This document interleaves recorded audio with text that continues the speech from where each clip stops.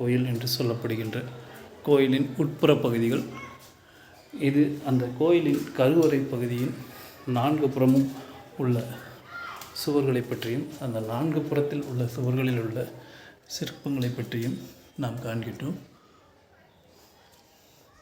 இந்த சுவற்றில் ஒரு சிற்பத்துடன் கூடிய ஒரு அமைப்பும், பின்புற சுவற்றில் ஒரு சிற்பம் மற்றும் அதன் கீழ் ஒரு சிற்பமும், முன்புற பகுதியில் துவாரபாலகர்கள் பகுதிகளும் உள்ளன.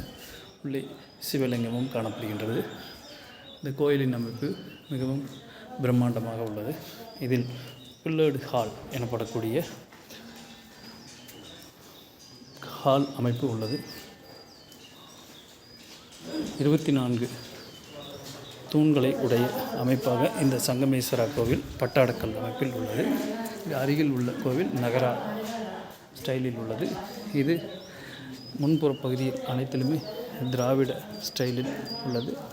முன்புறம் இது போன்ற அமைப்புகள் காணப்படுகின்றன. பார்ப்பதற்கு அழகிய கோவிலாகவும், இது விஜயாதித்த மன்னன் இந்த கோவிலை கட்டியதாக வரலாறு கூறுகிறது.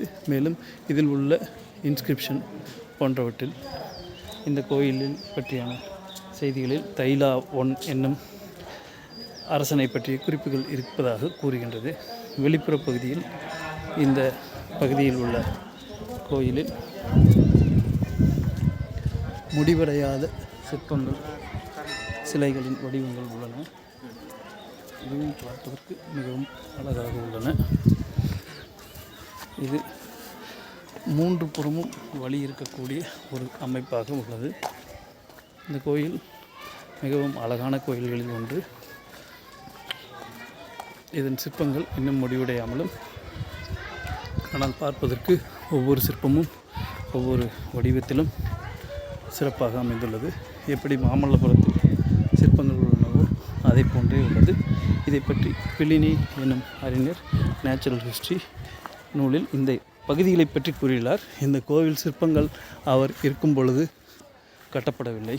அவர் 100வது ஆண்டிற்கு மேல் இந்தியாவிற்கு வந்தார். நேச்சுரல் ஹிஸ்ட்ரி என்னும் நூலை தருவித்தார். இது கோவிலினுடைய பின்புற பகுதி. மிகச் சிறப்பு வாய்ந்த கோவிலின் அமைப்புகளில் இதுவும் ஒன்றாக நாம் கருதலாம். நன்றி.